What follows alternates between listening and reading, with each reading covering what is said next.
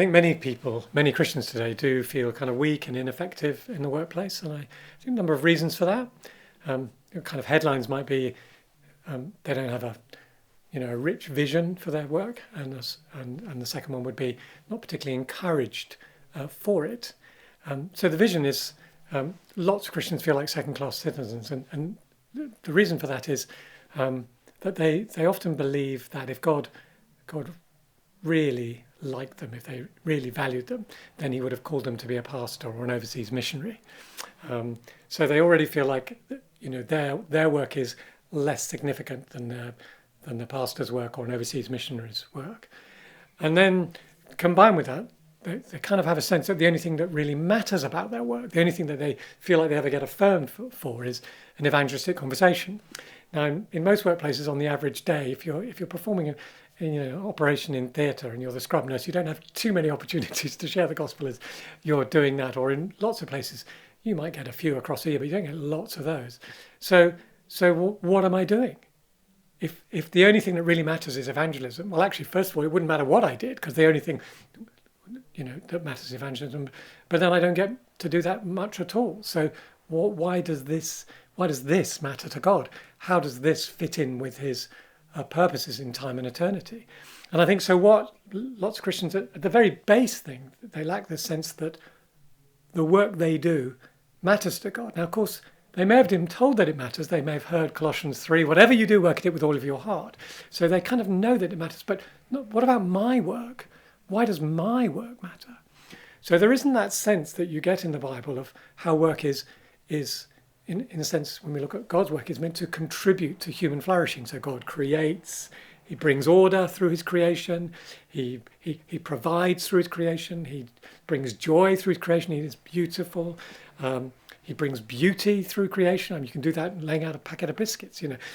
He releases potential in matter and people and enables them to discover and release potential through his creation, all to his glory. And of course, lots of people don't see how their work could do that. I mean, even take something like housework. Housework does all five of those things. It brings order, it provides for people. It usually makes things more joyous, because a tidy room is often, you can just get on with things. It normally makes things more beautiful. It may not make them beautiful, but more beautiful than it was. And often releases potential in the community and people to get on and do things. So they don't have a sense of, why does this matter? How does this connect to his mission? Because Christ, he is the one who creates all things. By him and for him all things were created. So somehow all things are important to him. So why wouldn't he be interested? But that somehow gets dismissed. The God of creation gets dismissed. Or even that it says in Colossians, through Christ all things will be reconciled to him. Not some things, all things. Everything.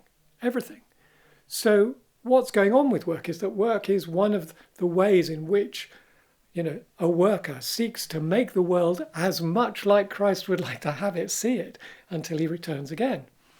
And you see this in Jeremiah, where the people, he writes the letter to the exiles and say, seek and pray for the shalom of the city in which you've been exiled. So it's both pray for it, and shalom is, and seek it, do something.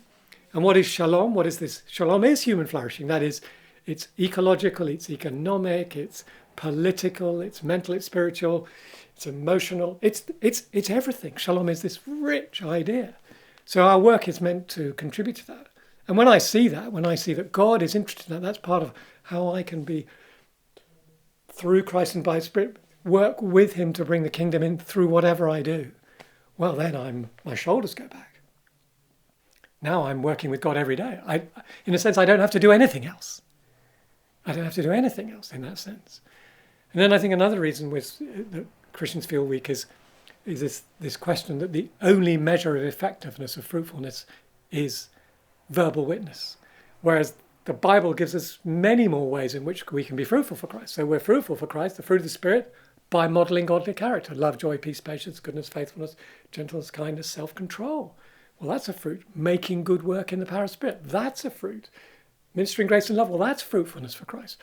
Creating a culture, bringing shalom into a situation, that's fruit. Being a minister of truth and justice, mouthpiece for it. Well, surely that's something God wants to see happen. And it's not always grand. It's not always, blowing the whistle or going to the barricades for creation care. It can just be snuffing out gossip. at the school gate. It can be snuffing out gossip. It can be making sure that, somebody gets the credit who deserves it and somebody who doesn't deserve the blame doesn't get the blame. And then there is, yes, sharing the gospel, the reasons why Jesus makes a difference to our lives and how he might make a difference to yours. So with a rich vision, most people don't have it. So that's why they feel weak.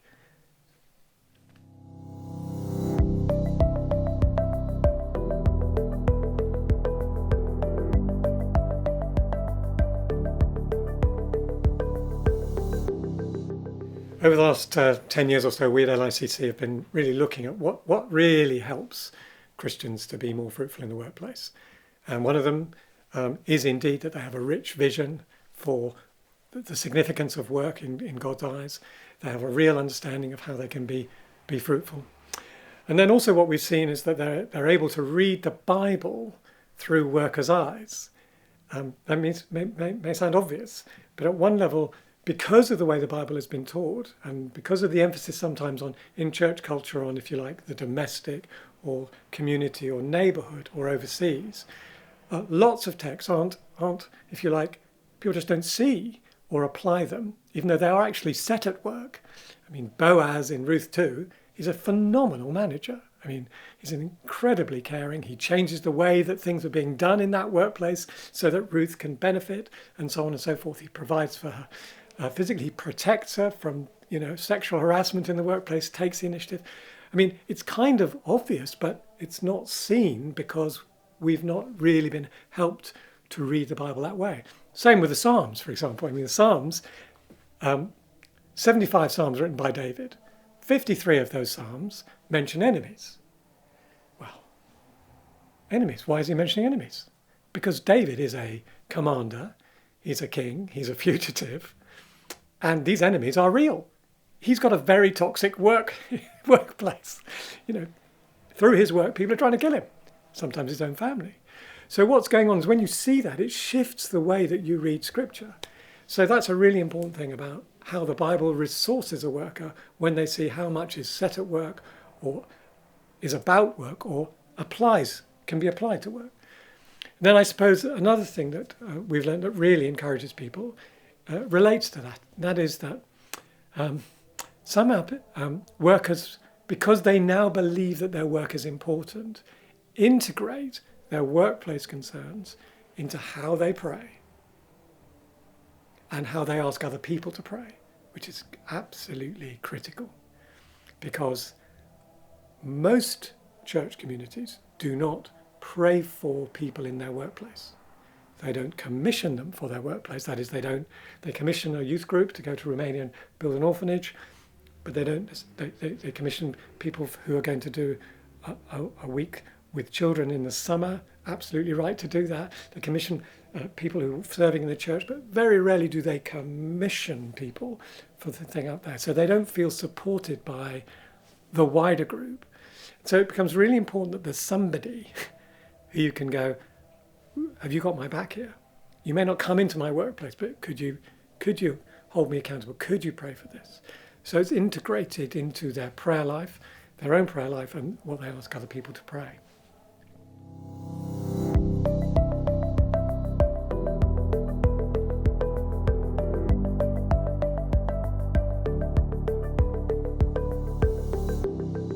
Over the last 10 years, when we've been working with local churches and church leaders, thinking about how can they empower people for the workplace, one of the things we've found is that the churches that are most effective in doing that tend to be those churches that are most interested in making whole life disciples. That is, people who are effective whatever their context is, as opposed to, we've got a specialist workplace group over here, or workplace breakfast once a month, or occasionally we might have a sermon, or occasionally we might run a series that some people go to on the work.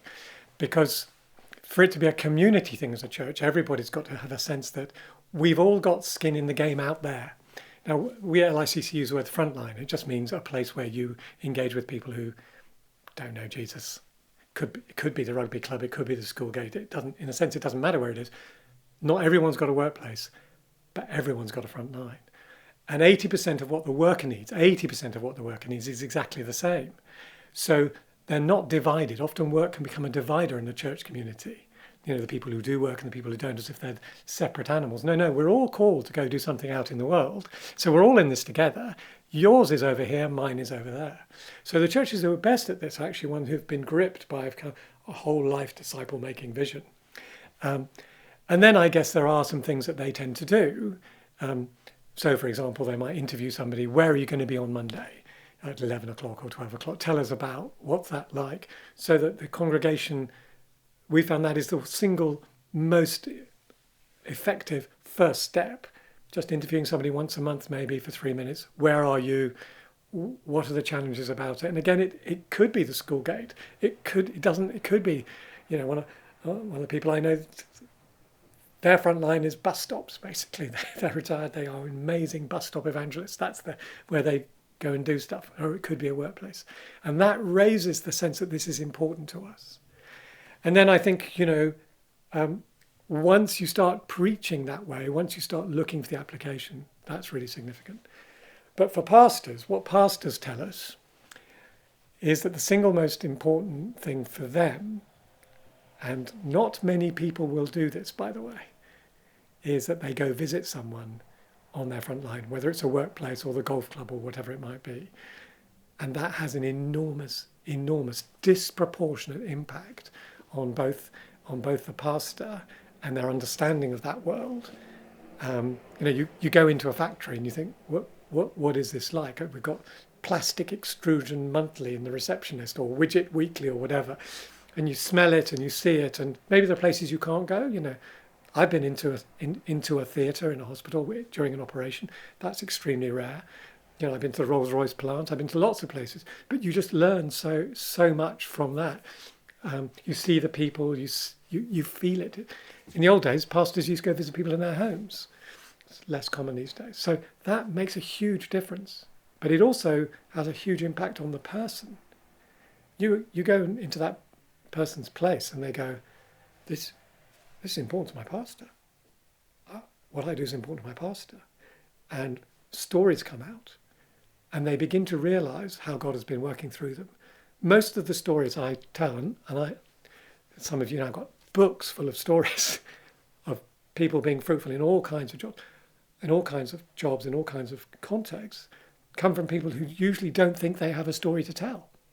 But because you're there, they say, oh, that's so-and-so. Yeah, well, you remember last year, they came to me and they were just da-da-da-da, and all this whole story comes out. And this really difficult thing with one of these academics, and I asked some people in the church to pray, and we prayed about it, and actually this is how it got resolved. Suddenly the stories come out, and then the pastor's going, and it creates a tremendous connection. Of course, you can't visit everyone, but it gets around once a month. So that's a really significant way to signal that this is important to us. And then I think from time to time you want to ask people, what is going on? Now, the churches who do that well, do it in a way where they're not necessarily asking people what support they need to begin with, because not everyone's got a rich vision for work. And if you don't have a rich vision for work, then you might say, oh, nothing really, just pray for me from time to time. And yet they've got 4 Hindus, 5 Muslims, 3 Jains, 2 Jews, 7 atheists, people from a variety of sexual orientation, and they've got all kinds of questions they would ask. How do I engage with a Muslim person? How do I engage with a Hindu person? You know, there could be all these things which they're not seeing because they don't have that vision.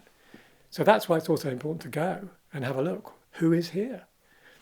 So I think ask people what's going on. What are the pressures? Because the call of the church leader is to, as a group, the evangelist, the apostle, the pastor, teacher, and the prophet, is to equip somebody to be a disciple there. So what are the pressures? What does it feel like emotionally, spiritually, physically even, for some people, mentally? So curiosity turns out to be the key thing for pastors. Curiosity.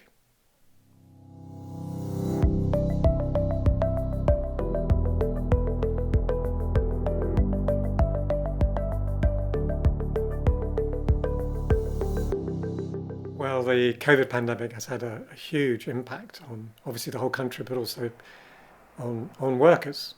And they do fall into very different groups. There are some people who've just essentially been carrying on doing the same thing, though sometimes in very different circumstances. Obviously, health professionals are sometimes they're still health professionals, but you get people who've been doing jobs they never thought they'd have to do. And some people, they've been at home, they've been furloughed, and they've felt disconnection. And some people have had to work at home, which is very, very difficult. Sometimes, particularly if you've got 18 children under 6, or 18 children under any age for that matter.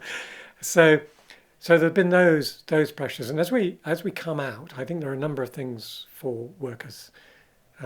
One is a kind of pastoral sensitivity to everybody. That is, lots of people have been through a lot, and they may well be very open, but they may be tender.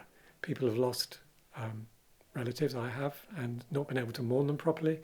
People have had difficulties in the family, even strong families, and they've got their stories, and they're not perhaps as able to fire on all cylinders as we might hope. They're not necessarily used to engaging with people.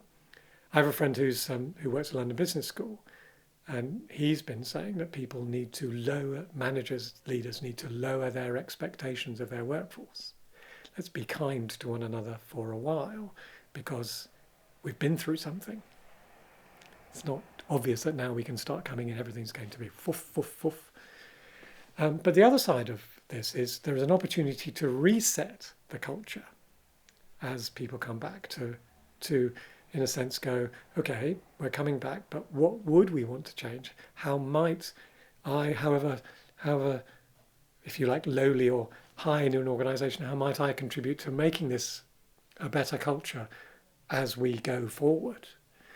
And I think that is an opportunity, not only because, the question, well, how have you found it during this time, gives an opportunity for somebody to open up, perhaps to be more vulnerable about their life than they might otherwise have been.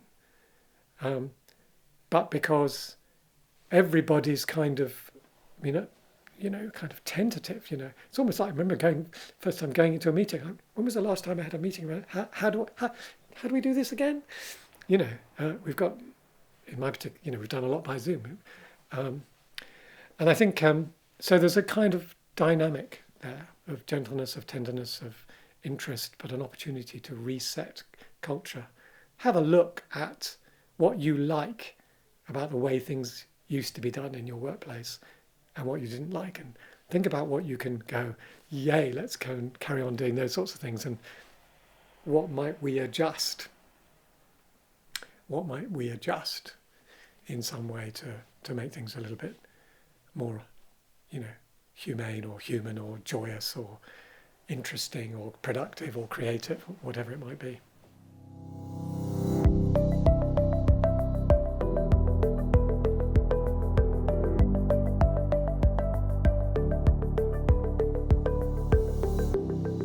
One of the exciting things about the church today is that everybody is really, really concerned to reach young people, emerging generations, Generation Z and millennials.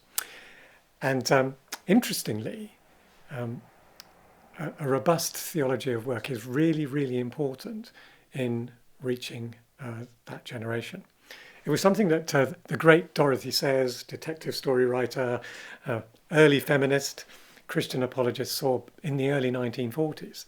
She wrote a lot about work, and she noticed that actually, she basically said, in nothing has the church so lost its sanity than its disdain for the secular vocation. And then she said, well, the church seems to be surprised that despite, dismissing work as significant, 90% of the world's workers are now no longer interested in Christianity. And then she said, but is it astonishing? Why would anyone be interested in a religion that shows no concern about 90% of your life? See, the failure to teach a robust theology of work is a symptom of a wider failure to teach a whole life gospel. And why is that important? Because first of all, it says something about God. What kind of God is this? Is God a God who cares about all of our lives, or is he a God who just cares about a little bit? Is he kind of like say, a father who has a teenage daughter, and all that this father is concerned about is his teenage daughter's results in physics, chemistry, biology, and mathematics, because he wants her to be a doctor. And he's not at all interested in her enthusiasm for the songs of Taylor Swift, or enthusiasm for unicorns, or Reese's peanut butter cups, or Swans football, or whatever it might be. No, it's only this. Is that what God's like? Well, no, God isn't like that. And young people, emerging generations, want their whole life to count for God. In fact, the research makes a distinction between, generational motivations. And purpose is number two, after money, for Generation Z. For Generation Z, they really want to give their life for something that counts. Well, what does the church say to them? What you are doing out there every day counts. On the whole, no. That's why it's so important. On the whole, it says your life can count by getting involved with us, by getting involved in social action projects. Yes, amen, let's all do that. By serving people in the church. Yes, let's all do that. By contributing to overseas mission. Yes, let's all do that. I'm not dismissing any of that, but it doesn't say, go and be a fantastic research science for Jesus. Go and be a phenomenal Deliveroo driver for Jesus. Go and be a plumber for Jesus, because it really matters. And here's how it matters. Your whole life counts. If we do not have a gospel, and actually this is not the gospel we were sharing. We weren't sharing it in 1941, and we ain't sharing it now. If we don't have a gospel of all of life, then we will not win the young. That's what they want. It's absolutely mission critical to have a whole life gospel, which embraces an understanding of the purposes of work in the purposes of God.